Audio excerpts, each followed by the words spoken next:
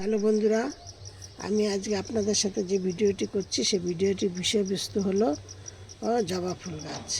এবং জবা ফুল গাছে এত ছোট গাছে কি করে আমি এত সুন্দর সুন্দর ফুল হচ্ছে, বা এই দেখুন এতদিন আমি আপনাদের সাথে একটা অন্য এই গাছটিতে আমার আজকে প্রথম ফুলটি ফুটলো।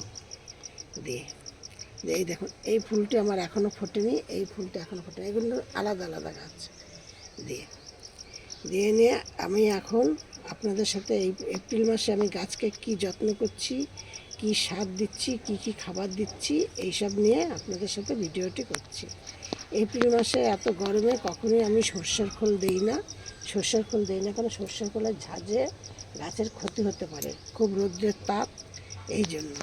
আর আমি একটু দেরি দেরি করে খেতে দিই, অত মানে যে 10 দিন 15 দিন বাদে বাদে তা না, আমি মোটামুটি 20 দিন 22 দিন বাদে বাদে খেতে দিই। এবার আমি আপনাদেরকে সবার আগে এটা বলে নিচ্ছি, আমি চম্পাস ব্লগ থেকে চম্পা ভিডিওটি করছি। আমার নাম চম্পা।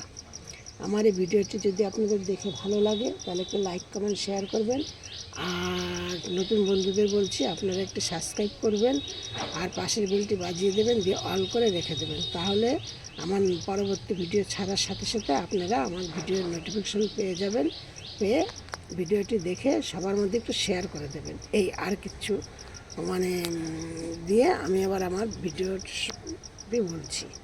দিয়ে আমি এই গরমের মধ্যে কি করি, গাছকে আমি সরষের খোলটা দিই না, আগেই বললাম।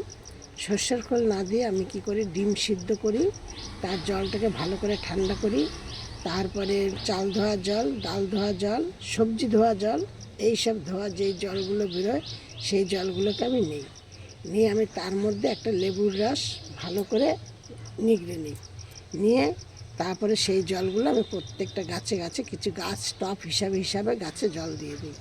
এই হলো আমি 20 দিন 22 দিন বাদে বাদে, এই 20 দিন 22 দিন বাদে আমি এইটা দিলাম।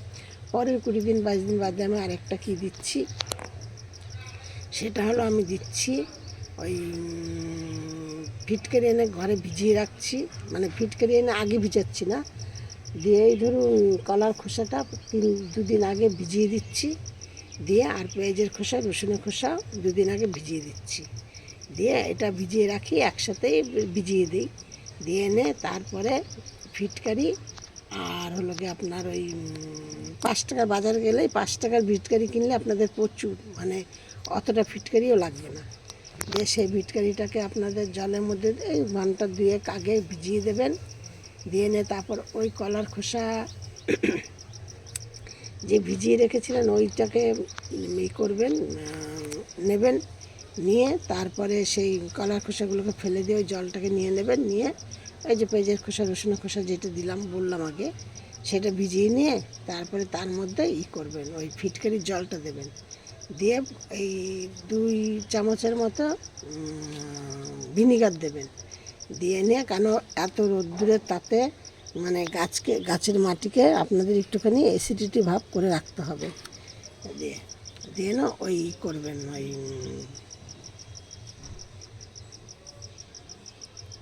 ভিনিগারটা দিলেন, দিয়ে তার মধ্যে আবার কিছুটা কফি পাউডার দিলেন, দিয়ে ভালো করে ঘেটে নিয়ে প্রত্যেকটা গাছের গোড়ায় দিয়ে দিলেন। আর সপ্তাহে 1 দিন করে, এত গরমে খাবারের থেকেও গাছকে স্প্রে করাটা বেশি জরুরি। কারণ খাবারটা এই যে 22 দিন 20 দিন 22 দিন বাদে বাদে অন্তর অন্তর যদি এইভাবে খাবারটা দেন তাহলে ঠিক আছে, কোনো অসুবিধা নেই। কিন্তু প্রত্যেক সপ্তাহে আপনাদের গাছকে স্প্রে করতে হবে। স্প্রে কেন করতে হবে, এত গরমে না গাছে ভীষণ পরিমাণে মিলিবাগ হয়। মিলিবাগে কি করে, ছাদামাছি হয়। এরা খুব গাছের ডগায় ডগায় বসে নিয়ে গাছের উল্টো দিকে সাদামাছি থাকবে আর ডগায় মিলিবাগ হয়।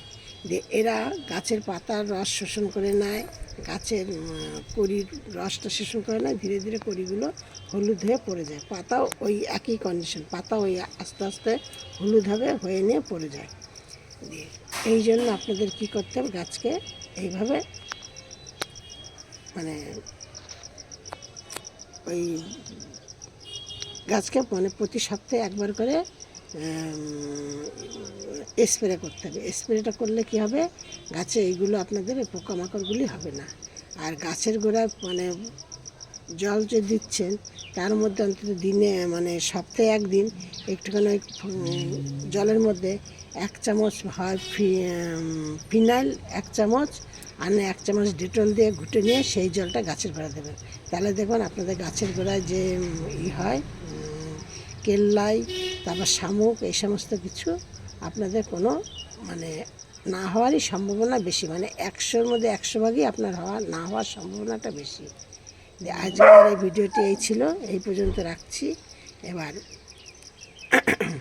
সব ভিডিওর মতো আমি আজকেও আপনাদেরকে বলছি আপনারা সব ভালো থাকুন, সুস্থ থাকুন। নেক্সট ভিডিও আবার করব।